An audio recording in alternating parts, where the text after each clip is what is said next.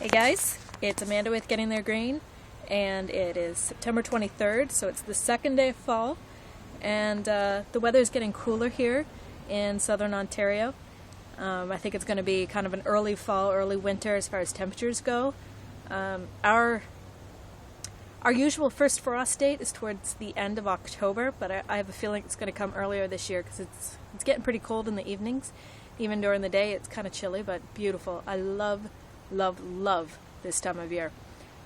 Today I'm out in the garden and I am pruning back the spent flowers, things that have died off because they're done for the year because it's so chilly, and shorter days, shorter amounts of light, so things are dying off, and I'm just going to show you quickly what I am doing today. Sorry, I was sitting on the ground. Okay. These here are purple coneflowers, echinacea. I know they're not very purple right now, but most of them are spent, most of them are done. I've chopped them down. As you can see here, there were some tall stalks. You don't have to chop these down. I cut them down this year because I thought they were looking really ugly because they were all just black and tall and standing out as being kind of dead. But it's not a bad thing to leave them in your garden. It won't do them any harm, and the seeds on them will feed the birds through the fall and possibly into the winter. So it's not a bad idea. Usually what I do is I just chop them down and then I just leave them laying on the ground, and sometimes I like to spread the seeds around because I don't mind them growing kind of crazy every year. They're a pretty flower when they're purple. Let me see, are there any seeds on these? I guess these are the seeds.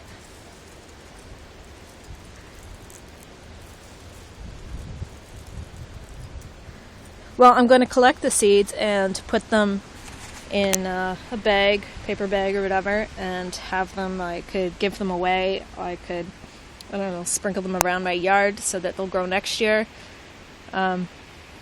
Yeah, that's what I'm gonna do today with those. It's the time of year to plant your fall mums. If you go buy a pot like I did, you can leave it in the pot. Probably will not grow back next year in the pot, but anytime this time of year, like September, October, you could take these out of the pot and put them in the ground. They transplant very well and are very hardy, and quite likely will grow back next year if you transplant these into the ground. Sometimes it takes a year or two for them to really take really well in their new place, but there's all kinds of tricks to make them bloom this much. I've never really kept up with it myself. It involves a whole lot of pruning at the right time of year to get them to bloom the way you see them at the stores like this. But yeah, it's the time of year to prune back your stuff that's dying off. Different plants have different care. Some plants like to be pruned in the fall, and some do not like to be pruned until the spring. So you got to keep, you got to look into that for each plant. These are Arizona blanket flowers. Blanket flowers, it's not a bad idea to prune back in the fall. Again, you don't have to, but not a bad idea.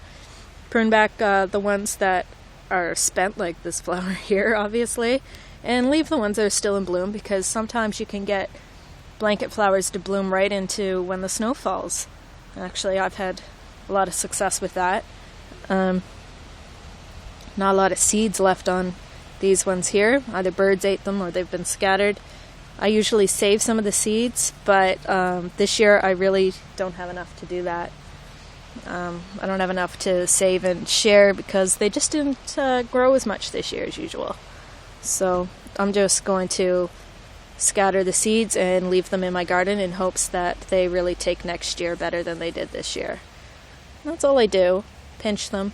Sometimes when you're picking seeds this time of year, when you're picking your dried seeds, you'll want to wear gloves, and that's because seeds can be quite sharp, actually, sometimes. And that's because nature has a way of having the seeds hook onto like the fur of animals so they get dropped off somewhere else, you know what I mean?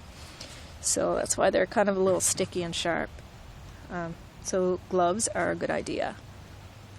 Later today, I'm going to be pruning my mother's rose bushes. Not pruning, actually. I'm going to be cutting them right back, low to the ground, about a foot tall. And that's because they had some problems this year, and I want them to have a very fresh start next year. So yeah, I'm going to do that with the rose bushes. I don't know all the care with roses, so don't take my advice on roses before you do your own research. Because a lot of things say do your pruning in the spring, but I think that has more to do with shaping and stuff. And cutting back, I think you can do in the fall, if you're cutting back really short like we are. But again, don't take my word for it on roses. I'm no rose expert, and I don't want you to kill your rose bushes on my account. Okay, I am going to try to find a really good resource on what you should be pruning this time of year, and I'll put the link below this video when I get a really good trusted resource on it. Yeah, something to look into and consider, because the days are getting shorter and it's definitely getting cooler. So that's what's on my plate today for the moment. Later.